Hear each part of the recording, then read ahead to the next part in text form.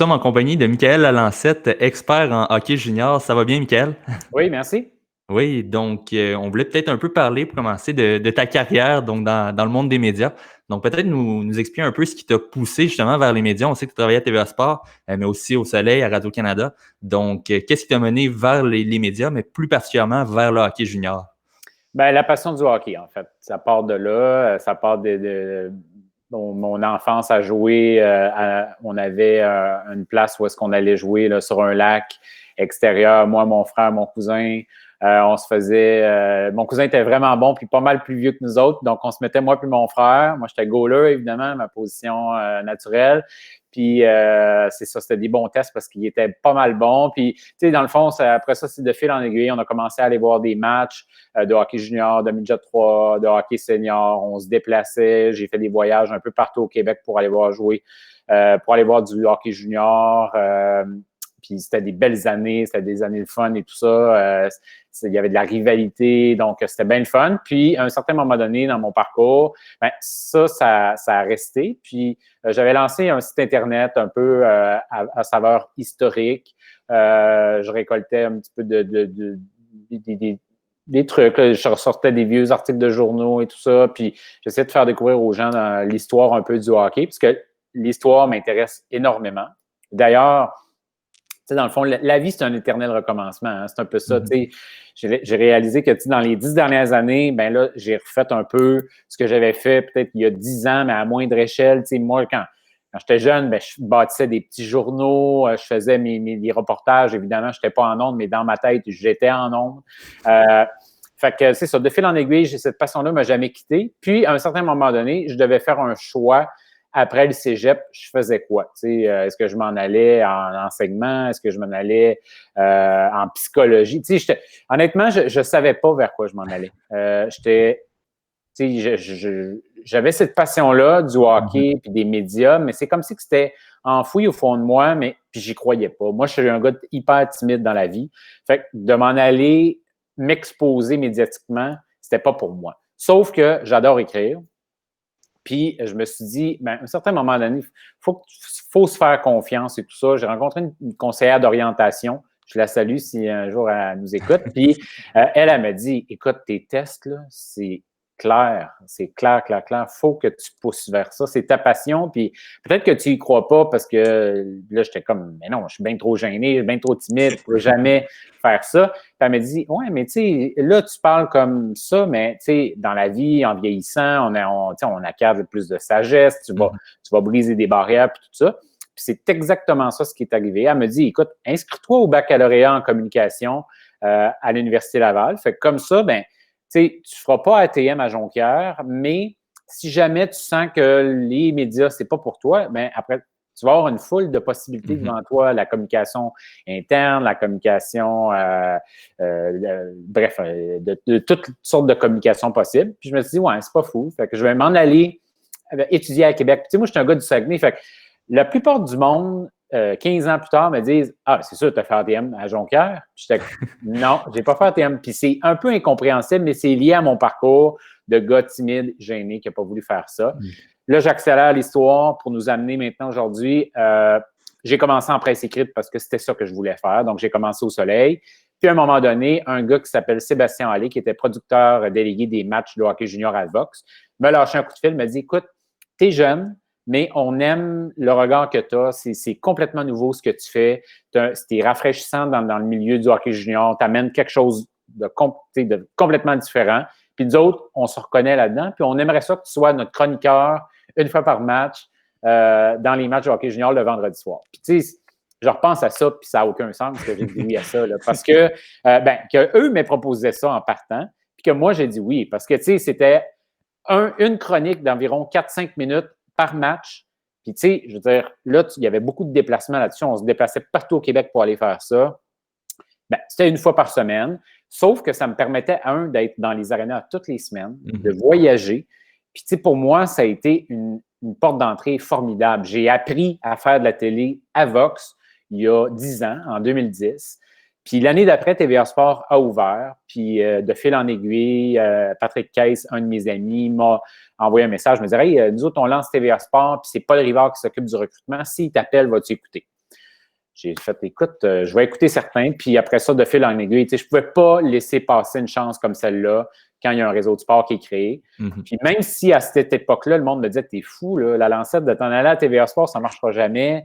RDS sont là à vie, ils ont un monopole, puis c'est la référence, puis tout ça. Puis moi, je me suis dit, ben, tu sais, quand on n'essaie rien, on n'a rien, puis ça vaut la peine d'être vécu. TVA, c'est quand même une grosse machine et tout ça. Puis ça nous amène maintenant, 10 ans plus tard, là, j'ai décidé de quitter. Mais tu sais, je suis parti sans regret, puis j'ai tellement savouré à fond mes 10 années, j'ai dit non à rien. Fait que, bref, j'ai travaillé pas mal depuis 10 ans, mais Oui. c'était bien le fun.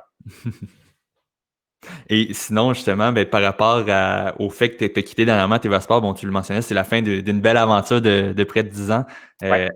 À quel point, justement, de ton côté, c'est difficile de quitter? Pourquoi, qu'est-ce qui a motivé, justement, ce changement-là dans ta vie?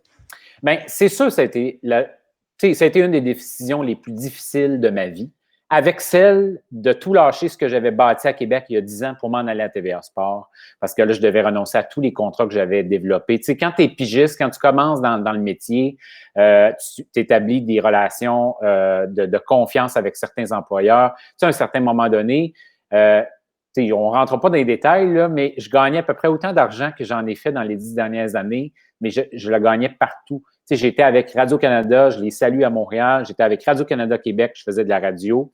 J'étais avec le journal Métro à Montréal. Je salue les patrons qui m'ont fait confiance à ce moment-là. J'étais avec Vox, j'étais à Hockey le magazine. Je faisais Yahoo Sports, des chroniques en anglais. Je faisais de la radio privée un peu partout au Québec quand on m'appelait et tout ça, on avait des contrats. J'ai même écrit dans le Summum, le magazine où est-ce qu'on voit des belles femmes avec des déshabillés, tout ça. Tu sais, j'ai dit oui à tout pour avoir de la visibilité, parler de hockey, puis vivre ma passion. Puis, à un certain moment donné, ben là, 10 ans plus tard, après avoir dit oui à tout, j'ai fait de la diffusion, j'ai fait des matchs, j'ai fait des événements spéciaux, des repêchages, tout ça. Ça a été des expériences absolument incroyables. Sauf que là, il y a eu la vague de restructuration. Tu sais, on ne se le cache pas, depuis la COVID, ça a été très difficile pour TVA Sport, pour à peu près tout ce qu'il y a de médias au Canada, dans le monde. Mais TVA Sport, il n'y avait plus de sport. Tu sais, ça a été très difficile pour TVA Sport, qui est une chaîne qui perd de l'argent depuis sa création. Ils ont perdu beaucoup d'argent, mais ils ont continué d'investir et tout ça. Puis là, ben, ils ont annoncé une vague de restructuration, 17 pertes d'emplois. Moi, j'étais un jeune vieux à TVA Sport. J'étais encore jeune, mais j'avais quand même beaucoup d'expérience. Je suis arrivé dès le jour 1. Alors, je ne perdais pas ma job, mais on m'a dit que TVA Sport ne couvrirait plus le hockey junior au quotidien, puis que la job que j'avais à faire, à couvrir du hockey au quotidien, ça n'existerait plus dans les prochaines années. Okay. Fait qu'ils m'ont dit, on pense que tu ne seras pas heureux là-dedans. Puis effectivement, je pense que si j'étais demeuré à TVA Sport, si on m'avait dit, bon, ben là, une journée, je fais du tennis, le lendemain, je fais du golf, le lendemain, je fais de la boxe, tu sais, je ne suis pas sûr que j'aurais été heureux là-dedans. Puis malheureusement, ils ne m'ont pas proposé rien d'autre. Tu sais, c'est pas comme si ils m'avaient dit, ben on a des projets pour toi, on te voit sur le web. On ne m'a pas rien proposé. On m'a dit ce qu'on a à t'offrir, considérant tout ça, puis le fait qu'on n'a plus de bulletins de nouvelles à l'antenne, les missions des partants, c'est enlevé. Ben, ce qu'on a à t'offrir, c'est un package de départ, une offre de départ. Alors, j'ai réfléchi à tout ça, puis je me suis dit, écoute, tu sais, dans la vie, je me suis lancé dans le vide il y a 10 ans. Pourquoi, 10 ans plus tard, je ne referais pas ça? C'est sûr que, tu sais, ça m'a fait mal au cœur parce que moi, le hockey junior à TVA Sport, c'est moi qui l'ai développé. Tu sais, j'ai pas de gêne à le dire. C'est moi qui s'occupais. Tu sais, on avait des émissions, ben c'est moi qui bâtissais le line-up de l'émission de A à Z. Là, tu sais. J'avais une marge de manœuvre absolument incroyable. C'est moi qui décidais les tournages qu'on faisait. C'est moi qui décidais les images qu'on archivait aux archives. Tu sais, tout passait par moi sur le hockey junior. Fait que c'est sûr que quand tu lâches quelque chose comme ça, ben tu t'es tellement engagé que, tu sais, c'est sûr, c'est un peu cruel, c'est difficile. Mais je me suis dit, écoute, je vais me faire confiance, puis faut pas avoir de regrets là-dedans. Puis je me suis dit, écoute, si j'ai à recollaborer un jour avec TVA Sport, ça va se faire. Sinon, ben ça sera ailleurs. Puis si c'est pas dans le sport, dans le hockey, ben ça sera dans quelque chose d'autre. Tu sais, j'ai des offres en ce moment. Je travaille aussi sur des projets depuis la COVID. Donc, voilà, c'est un peu ça. Et sinon, évidemment, tu as reçu une belle vague d'amour sur les réseaux sociaux, justement, à la suite de ton départ. Beaucoup, beaucoup de commentaires positifs. En fait, de mon côté, je n'ai vu aucun commentaire négatif passer à ton sujet. J'imagine que ça se prend très bien, justement, après avoir bâti, justement, le côté junior à TVA Sport pendant 10 ans. Ouais, ben, j'en ai eu un commentaire négatif, Ah puis c'est oui? la semaine passée, c'est en privé. Puis ben, j'ai souhaité à ce monsieur-là beaucoup de bonheur en 2021 parce que je pense qu'il en manque cruellement. Mais non, c'était une vague d'amour absolument incroyable. Puis tu sais, à un certain moment donné, moi, tu sais, je l'ai dit en début d'entrevue, je suis quelqu'un de timide, je suis quelqu'un de gêné, puis tout ça. Puis je trouvais que c'était trop un peu, là. Tu sais, dans le sens que j'ai sauvé aucune vie depuis que je suis journaliste. Mais c'est sûr que je pense que le monde a un grand respect dans la vie pour les gens qui sont passionnés, qui donnent, tu sais, qui travaillent fort, puis qui sont intègres. Puis moi, l'intégrité, ça fait partie de mes valeurs. Je l'ai eu envers TVA Sport, je l'ai eu cette loyauté-là jusqu'à la toute fin, tu sais, la dernière journée. Puis en fait, c'est drôle de dire ça comme ça, mais je l'ai encore même si je suis plus là. Tu sais, je vais être éternellement reconnaissant envers TVA Sport, puis toutes les chances qu'ils m'ont données. Tu sais, moi, je regarde juste les occasions que j'ai eues de faire des repêchages. Tu sais, je regardais les réseaux américains, NBC, Sportsnet et tout ça. Puis, tu sais, j'étais le plus jeune analyste sur les panels d'analystes. Là. Si on enlève les gens qui font les entrevues sur le parquet puis les entrevues après repêchage, parce que, tu sais, ça, généralement, en tout cas, c'est un peu plate parce que c'est la job qu'on donne aux jeunes journalistes, aux journalistes qui couvrent le hockey junior. C'est toi, fais les entrevues, puis nous autres, nos experts, ils vont en parler. Puis TVA Sport, ils ont innové là-dedans parce qu'ils m'ont dit non, nous autres, on ne veut pas que tu fasses les entrevues. Nous autres, on veut que tu nous parles des gars parce que c'est toi qui les as vus, c'est toi qui as cette expertise-là. Puis, tu sais, montre-nous, fais-nous découvrir ces jeunes-là. Puis, pour moi, c'est un privilège incroyable parce que, tu sais, je regarde tous les repêchages depuis 20-25 ans, les panels d'analystes là, qui font les repêchages, puis tu sais, c'est des messieurs de 50, 55 ans, 60 ans et plus qui font ça. Puis c'est rien, tu sais, j'ai rien contre mes collègues expérimentés que, tu sais, dans le fond, eux autres, ils ont les contacts, ils ont le savoir, l'expérience. Mais tu sais, moi, d'avoir cette opportunité-là de faire ça à l'âge que j'avais, ça a été un grand, grand plaisir. Donc, oui, la vague d'amour, ça a été le fun, puis tout ça, je l'ai pris parce que, tu sais, à un moment donné, elle n'est pas venue pour rien, cette vague-là. Si les gens, je pense, n'avaient pas apprécié le travail puis qui je suis, ben, il y a beaucoup de monde qui se serait abstenu, ils auraient vu passer la nouvelle puis ils n'auraient pas pris le temps d'écrire. Si c'est tous ces gens-là, ces centaines de personnes-là, ont pris la peine de m'écrire en public, puis j'en ai reçu peut-être le trip en privé, ben, ça veut dire que j'ai touché ces gens-là. Ils ont apprécié ce qu'ils ont vu de moi à travers ces années-là. Puis c'est pas terminé. C'est pas terminé, là. Tu sais, il s'en viennent des belles affaires. Je vais lancer d'autres projets. Ça va être des projets complètement différents de ce que j'ai fait jusqu'à maintenant, mais j'ai besoin de ça. Je pense que j'ai besoin aussi de continuer de me réinventer parce que au fur et à mesure que les années ont passé, j'ai essayé de faire les choses différemment. Tu sais, j'ai commencé avec une certaine façon avec mes reportages au début. Puis à un certain moment donné, je me suis dit, hey, je fais de la télé en 2018-19 comme on en faisait en 2001. C'est pas normal. Il faut s'ajuster aux nouvelles technologies, aux nouvelles façons de faire. J'ai complètement changé ma façon de bâtir des reportages. J'ai éliminé toutes les narrations. Je suis allé dans le vivant. C'était juste du option, du sonore, des clips qui s'enchaînent parce que je montais tous mes reportages à TVA. Puis, tu sais, ça a eu des effets parce que j'ai regardé après ça des reportages de concurrents qui, là, eux aussi se sont mis à changer leur façon de faire. Puis pour moi, c'est une belle fierté. Puis ça fait juste commencer. Tu sais, le métier se réinvente. Vous en êtes une belle preuve. Puis faut avoir des nouvelles idées. Puis faut pas se gêner à les mettre de l'avant, ces nouvelles idées-là. Ben écoute, tu nous as raconté plusieurs belles histoires déjà de ton passage à TVA Sport. Est-ce qu'il y a un moment particulier que tu retiens quand tu repenses à cette belle aventure-là? Ben, c'est les diffusions. Parce que, tu sais, les diffusions, tu es en direct. Tu n'as pas de. Tu sais, je veux dire, tu peux pas te planter. Là. Si tu te plantes, c'est toute la planète qui voit ça. Ouais. Ben, la planète, en tout cas, tous les gens qui te regardent, mais ça se retrouve sur le web en un claquement de doigts.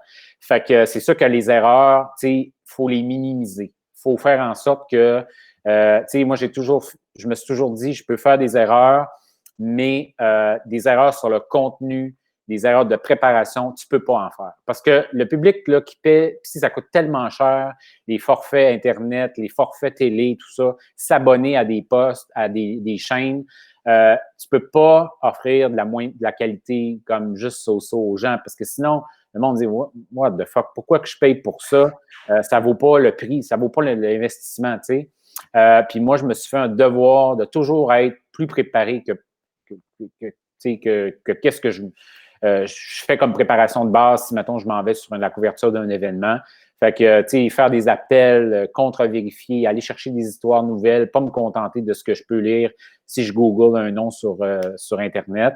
Fait que les diffusions en direct, pour moi, ça a été très spécial. Que je pense aux Coupe Memorial, aux séries de la Coupe du Président. J'ai couvert des matchs de la Coupe Stanley pour TVA Sport dans les matchs à Boston que je suis allé faire. C'était incroyable et tout ça. Donc, ça a été des lieux mythiques du hockey où est-ce que j'ai eu l'occasion de couvrir. Puis c'est sur les repêchages. Les repêchages. Puis même, je dirais, du point de vue junior, ça a été quand même spécial pour moi parce que c'est des événements où est-ce qu'il y a beaucoup de proximité, mais en même temps, tu as le regard de plein de monde à la fois. Fait que ça a été pas mal spécial, les événements, les diffusions. Là, je dirais que ça s'inscrit pas mal dans les plus belles choses que j'ai eu à couvrir, même si, des fois, j'ai couvert quand même des championnats du monde junior. TVA Sport n'était pas diffuseur, donc je le faisais en nouvelles, puis c'était super le fun quand même. Donc, je te dirais que c'est l'ensemble de l'œuvre plus qu'un événement où... mais c'est sûr que la diffusion, ça occupe une place importante. Et tu parlais justement tantôt que tu avais différents projets qui s'en venaient. Est-ce qu'on peut déjà avoir un peu une idée de ce qui se prépare pour toi ou pour le moment, tu continues de travailler là-dessus?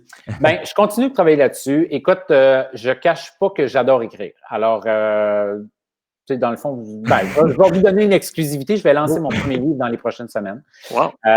Donc, c'est une super fierté pour moi. Je vous en dis pas plus que ça. C'est juste un petit teaser, puis c'est la première fois que je le dis. Mais je lance un livre dans les prochaines semaines. Tout est fini. Le projet, il s'en va à l'imprimerie dans quelques jours. Alors, ça va être super le fun. Je rassemble là-dedans plusieurs passions, l'histoire, le hockey. Alors, c'est une belle fierté pour moi parce que, tu sais, j'ai été 10 ans presque sans écrire. Ça a fait en sorte que la télé accaparait tellement de mon temps que j'ai dû mettre l'écriture un peu de côté. Mais c'est un projet qui est toujours resté, tu sais, que j'ai commencé il y a 15 ans. Puis à récolter des documents, puis à lire sur le sujet. Puis quand il est arrivé la COVID, je me suis dit, écoute, c'est le temps de me lancer. Alors, je me lance dans ce projet-là, puis on verra ça sera quoi. Puis finalement, j'ai un premier projet de livre, mais j'ai aussi je suis en train de développer quelque chose sur le numérique parce que c'est sûr que, bon, j'ai vu que la réponse était quand même bonne, notamment lors du repêchage junior. J'ai commencé des diffusions et tout ça, puis j'ai senti que les gens appréciaient ça. J'ai senti que ça a plu aux amateurs. Donc, je pense que c'est quelque chose que je veux continuer à développer. Puis aussi dans la production. Tu sais, je l'ai fait en production, je l'ai fait en nouvelles. Mais tu sais, après 10 ans à faire ça, j'étais pas que j'étais un peu essoufflé, mais tu viens à un certain moment donné que c'est un peu la même chose. Tu sais, c'est un peu la même. C'est juste que les noms changent, les lieux changent, mais tu sais, l'espèce de pattern, le gars qui veut aller se tailler un poste dans la Ligue nationale, le gars qui revient junior. Ces histoires-là reviennent continuellement, la période de transaction, les gars qui veulent aller faire le championnat du monde junior. Alors, c'est sûr que, tu sais, c'est le fun, j'aimais encore ça, faire ça, mais ça devient un petit peu plus routinier.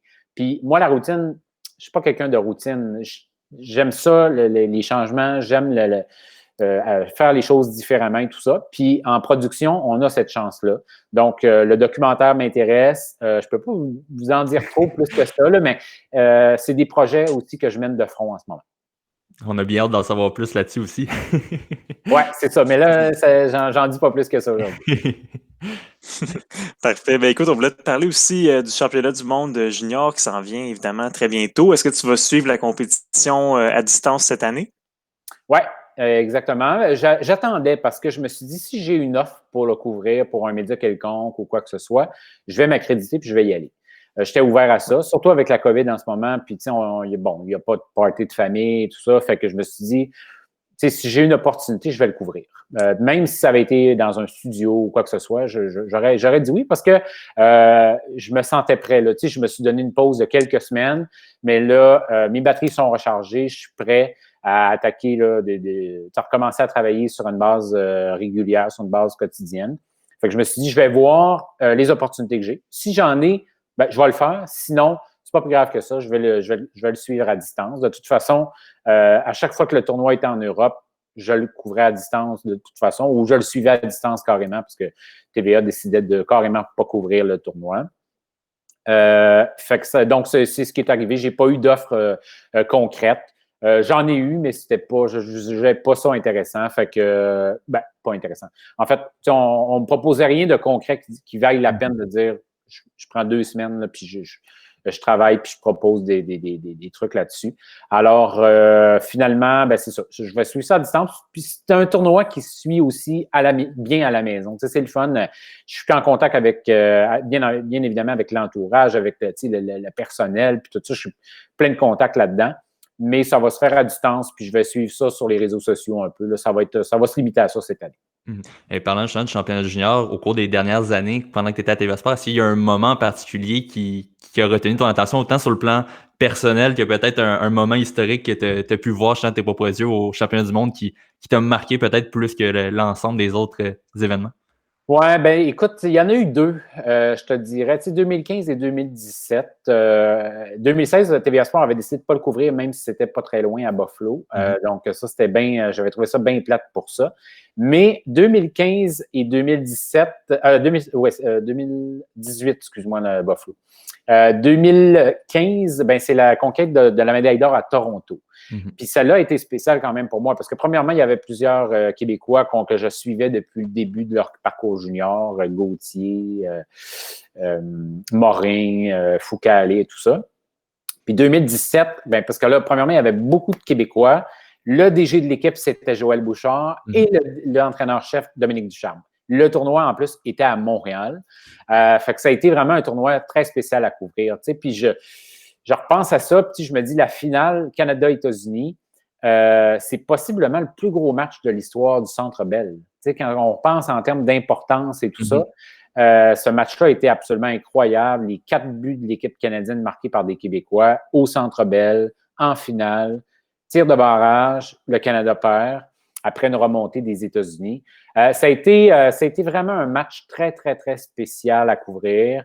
Puis je te dirais que ces 2 tournois-là, pour moi, ont été bien, bien, bien le fun professionnellement. Sinon, c'est ça. Tous ceux qui ont été en Europe, on ne les a pas couverts. Puis celui de Buffalo non plus. Alors, c'est sûr que, j'en ai pas couvert une tonne, là, mais ces 2-là ont été quand même pas mal spéciaux. Puis si on revient à celui de cette année, qu'est-ce que tu penses de l'édition actuelle d'Équipe Canada? Est-ce que tu penses qu'on a une chance d'aller chercher une autre médaille d'or, peut-être? Oui, c'est une excellente équipe. Quand on regarde 20 choix de première ronde, c'est quand même c'est considérable. Puis ça veut dire que c'est une équipe qui a énormément de talent brut. Puis ça, moi, j'aime beaucoup ça. Je pense que c'est une des leçons des dernières années que le Canada a tirées lorsqu'il y a eu les déconfitures. La vieille façon de construire une équipe canadienne, là, les grinders, puis ils tirent la rondelle dans le fond, puis courent pour aller la chercher, puis tout.